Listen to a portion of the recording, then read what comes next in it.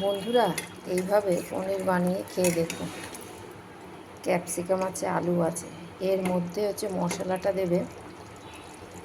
তেলের মধ্যে আগে ভালো করে মশলাটা কষাবে। সেটা হচ্ছে তোমার একটু কাজু বাদাম দেবে, একটু আমন্ড দেবে, একটু তুমি ওটাকে কি বলে, সাদা তিল থাকলে দেবে, বা চালমগজ। আচ্ছা, একটু আদা দেবে, কাঁচা লঙ্কা দেবে, সব দিয়ে এটাকে ভালো করে পেস্ট বানাবে। আর টমেটো দেবে, ওর মধ্যেই দিয়ে দেবে। টমেটো দিয়ে ভালো করে পেস্ট বানাবে। তারপরে তেলের মধ্যে একটু জিরে ফোড়ন দেবে, দিয়ে ওই পেস্টগুলো ভালো করে দিয়ে কষাবে। কষিয়ে তারপরে হচ্ছে এই ক্যাপসিকামটা হালকা করে ভেজে রাখবে, আলুটাও হালকা করে ভেজে রাখবে, তারপর ওর মধ্যে দেবে, দিয়ে ভালো করে কষিয়ে জল দেবে। জল মানে যার যার আন্দাজ মতো, খুব বেশি ঝোল করবে না।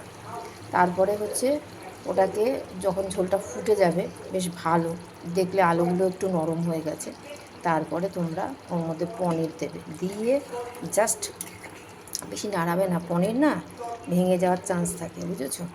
পনিরটাকে ভেজে রেখে দেবে হালকা হালকা করে, নুন হলুদ আর মিষ্টি দিয়ে। তাতে খুব টেস্ট পাওয়া যায়, জানো তো, পনিরে। ওটা করে তারপরে পনিরটা দেবে, দিয়ে বেশিক্ষণ ফোটাবে না।